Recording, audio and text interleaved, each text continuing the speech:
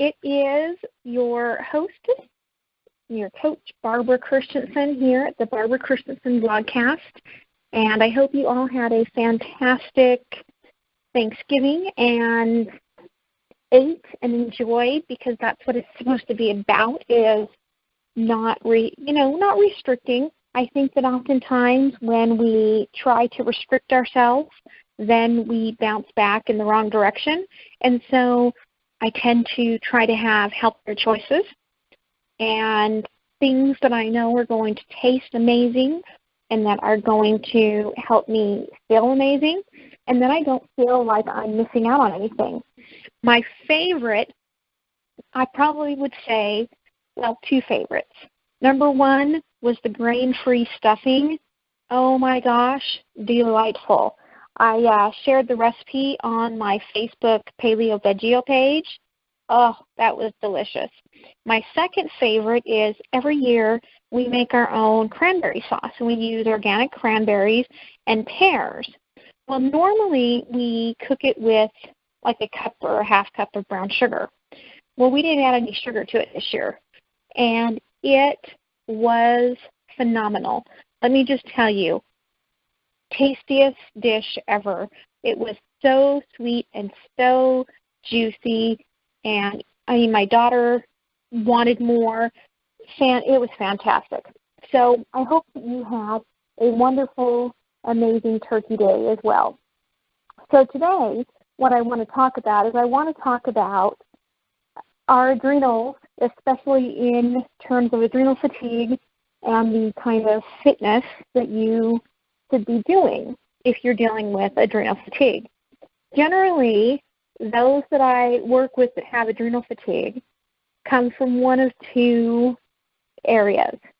The first area is they have severe hormonal and nutritional deficiencies that have caused and lots of stress in their life, and this has caused them to be overtaxed, which overtaxes their adrenals, and then they crash. The second option are those that severely overtrain, and then they crash. So, it comes from different areas, and your story can be different, but the result is the same.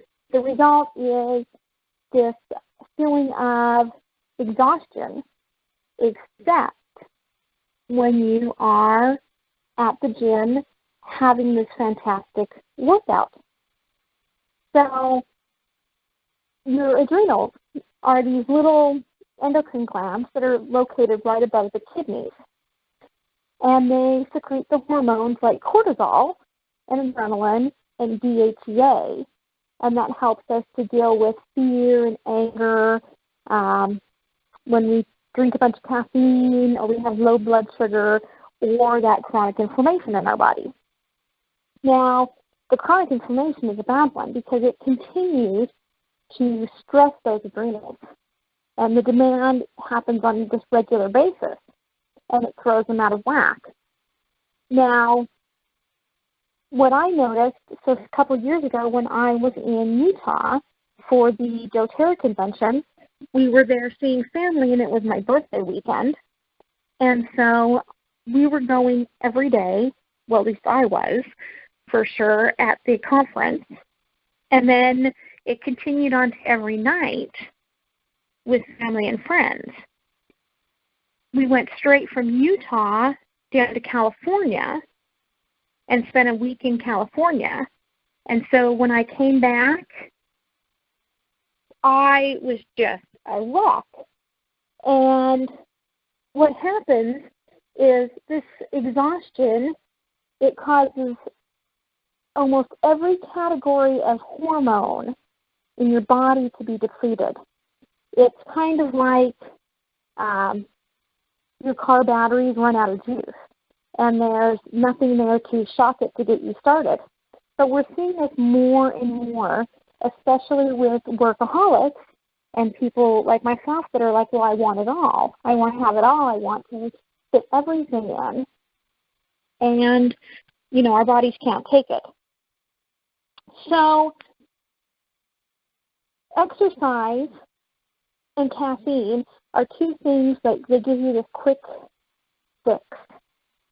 And then you ignore the symptoms and you ignore that cellular health, the cellular nutrition that you need to repair yourself. And you also, generally, if you're a female, you're not getting the good quality sleep that you need. And without that sleep, then there's a lot of other hormonal issues that are happening in there. And there's no fix. And it's just this huge imbalance. And so one of the things that I recommend is basil essential oil and applying it topically right back there where your adrenals are located. But also, really, you need to reset and you need to reprogram yourself for a while in order to heal yourself, because the stressors won't go away if you don't take the time to heal. You know, it's interesting that adrenaline, it helps to facilitate the blood flow to our muscles and our brain. It causes relaxation of smooth muscles. It helps with the conversion of glycogen to glucose in the liver. And so your adrenals working properly is a huge function for your fitness life as well as your health. You know, I think that people forget that so often. And we are in an overtraining society. We're a society that wants to go extreme all the time. And what ends up happening is you're going to have slower reflexes because of it. You're going to have mental fatigue. You're going to have physical fatigue. You're going to start seeing lower motivation. And you're going to find that you're just not getting the results at all in any area of your life that you want. You're taking it too far. Your brain is always monitoring your physical self. And your brain has this safety margin to try to keep you from hurting yourself. And so that's where a lot of this functioning is going to go the wrong way. You're also going to find that you're not going to be eating properly because you'll be craving improperly. And you're going to have low levels of amino acids in your bloodstream, which we know, especially for men as they're getting older, that's going to have a big impact on your testosterone. So, you know, again, I keep saying that all of our systems are very connected. People don't want to listen often until they get to that point where they are at rock bottom. But it's something we really need to think about. Now, I recommend, if you're dealing with adrenal fatigue, is light yoga, walking. You can do small amounts depending on where you're at. You can do small amounts of strength training. You don't want to do more than, say, 20 or 30 minutes because in a couple times a week, because you're going to totally overdo it. In fact, I wouldn't even do strength training initially to begin with at all. And then you want to do what I call the 4-minute Tabata, which is a high-intensity interval that helps boost your health and your strength and your endurance. It has been shown to improve insulin sensitivity, boost fat loss, and increase muscle growth. But, of course, people take that to the extreme, too. People do, 45-minute HIIT workouts, and I'm talking about, starting with a 4-minute HIIT workout. So what you do with a 4-minute Tabata is you're going to have these 4 exercises generally. You can do 8, but I generally say 4, and you're going to do 2 rounds. And you're going to do 20 seconds and take a 10-second rest. 20 seconds, 10-second rest. 20 seconds, 10-second rest. And you're going to do that for a total of 4 minutes. And there was the doctor that did the fast diet. He also did a documentary on, it was a 3-minute sort of HIIT workout. And that's all he did. And his results were fantastic as far as health. And, I mean, it didn't include any sort of cardio. And from what we've seen from research lately, cardio is great for your heart, but great for fat loss, not great for muscle mass. So that's why I think that what we're starting to see more of is to go into these short 20-minute or less HIIT workouts 2 to 3 times a week to improve yourself, improve that cardiovascular system, to get that sort of benefit, but without doing the damage to that lean muscle mass, which is very important, especially as we're starting to age. Now, there was a Japanese speed skating team in the early 90s, and Dr. Tabata noticed that, you know, when they did this, that they had such a better oxygen level and that they increased their anaerobic capacity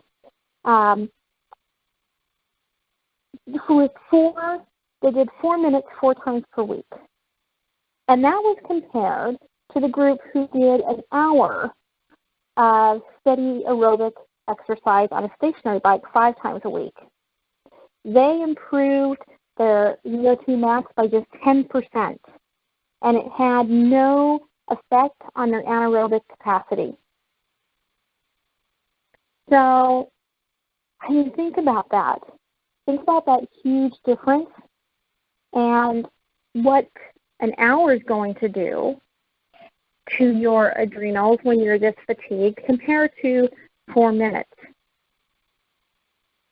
And then also, Dr. Tabata said that this protocol burns an extra 150 calories in the 12 hours after the exercise, even at rest.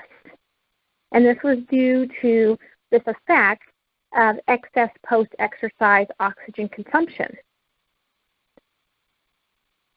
Would you rather spend an hour? I've told this to my training, to my clients, because I'm a personal trainer. I've told them this forever, and friends as well. Would you rather spend an hour at the gym and 20 minutes later have that cardio burn be done to see a big number on your little cardio watch? Or would you rather see a smaller number on your little cardio watch, but over the next 12 to 24 hours, see a bigger effect on your body? And that's what you get from the Tabata, and that's what you get from strength training. And that's why those are two very important pieces of health. Now, there was a book that a friend of mine read years ago that was about this guy that was a marathon runner.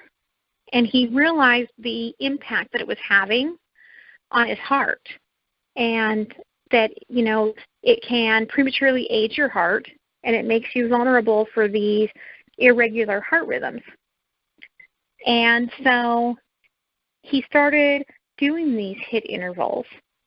And so I remember her, you know, being on this, well, I'm going to do these intervals.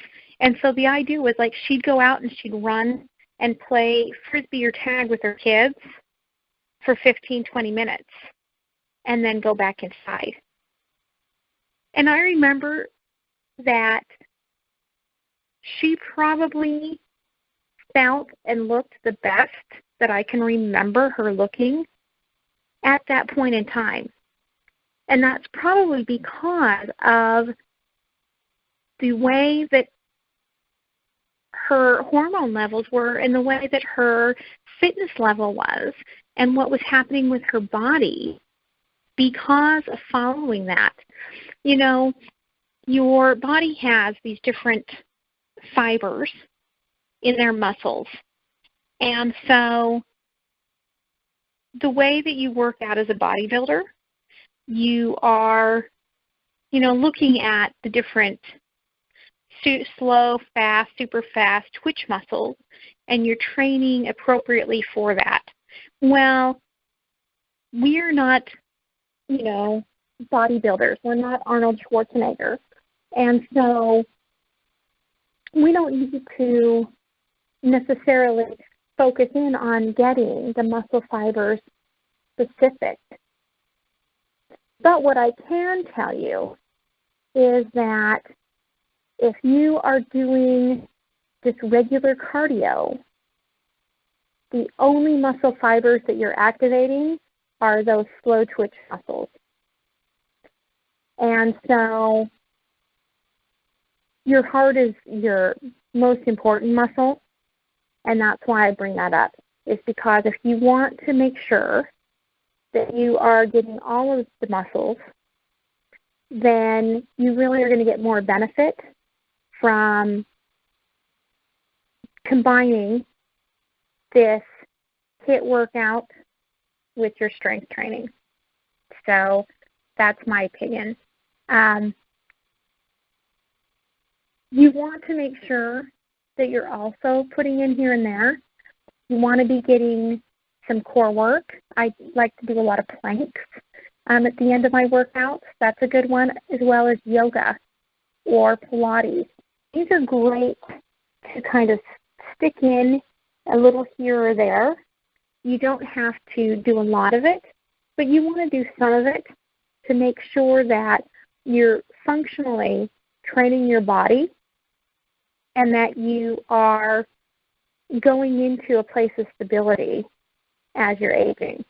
And also because your body needs to recover. And if you're working out hard 7 days a week, you're never going to get that recovery. And that, I know that bodybuilders, when they do that cutting phase, they have to be very careful the last few weeks before they go into a competition because they have so little body fat that if they overdo their workout at all, then they could do serious injury to one of those muscles, and they could be out of it for the next year. And none of us want to, be out of the health, happiness place, because how you feel and how you're able to move really has a lot to do with your quality of life. Now, it's interesting, like I was talking about the testosterone, they've been doing a lot of research on hormones, not just for women, but for men. One of the hormones they found that they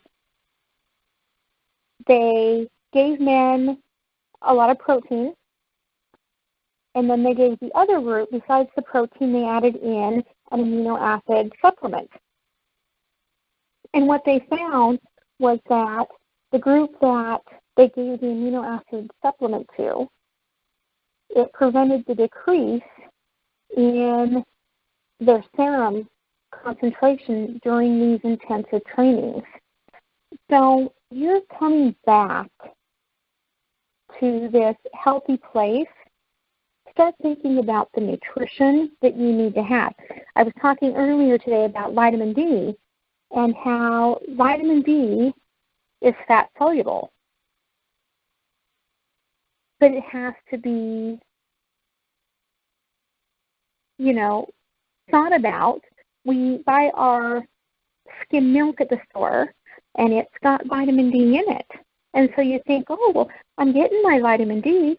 Well, no, you're not. Your body's not going to absorb it if you're drinking skim milk with your vitamin D because you're not giving it any fat. Hello. So you want to make sure that you think about these things as you're, think about yourself hormonally. Think about your supplementation. Think about the fact that things like amino acids are used during that recovery period, that things like vitamin D are essential to all of these different cell receptors, that your body really needs to be taken care of, just like you would, plan for a vacation. There are steps that you have to take. Same thing here. There was another study where they wanted to investigate if short-term amino acid supplementation could help maintain the anabolic hormonal profile and decrease muscle cell damage when you were doing high-intensity resistance training. And they found that it did. And so make sure that if you don't know the kind of supplement to take, that you ask someone with the knowledge about it. Make sure that you read some of these studies that are out there. Make sure that you understand that if you drink soda all day or coffee all day and you're on the caffeine all day, make sure you know what you're doing to yourself, because you may think that you're keeping yourself at the edge of the game and that you're going strong, but when your adrenal glands aren't functioning optimally, you are not functioning optimally. And, likewise, you're not going to reach the goals that you want to, and in fact, you're probably going to end up injuring yourself. So in the end, it's better to take care of yourself than to go extreme all the time, because you're never going to balance your hormones, you're never going to lose the weight, you're never going to, hit any of the healthy segments we want you to hit. Internally, if you have these just fatigued adrenals, it's a hard thing to explain to somebody that isn't feeling it, but it will start impacting your immune system as well, because everything is linked. And until your adrenals are almost non-functional, a lot of times we don't think about it. So start thinking, how does your body deal when you drink a little caffeine? How do you feel about 5 o'clock at night after a long day? How are you? Do you feel really great during your workout, and then do you feel really just run down later? Start checking these things off and seeing if you could possibly have adrenal fatigue. So anyway, that is what I wanted to talk about today. Again, this is Barbara Christensen, and you can find me. I'm on Twitter at BijaGirl, BijaGirl. I'm on Facebook at Bija Coaching or Paleo Veggie. If you're interested in essential oils, you can find me at Life Essentially.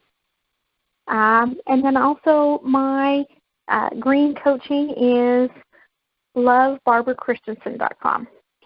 So I'm all over out there, and I would love to help you in any way that you need it. So if you have some questions about your life and wellness, I would be happy to guide you to some of those solutions. So have a fantastic Tuesday, and I'll be here with you next week. So see you later. Bye-bye.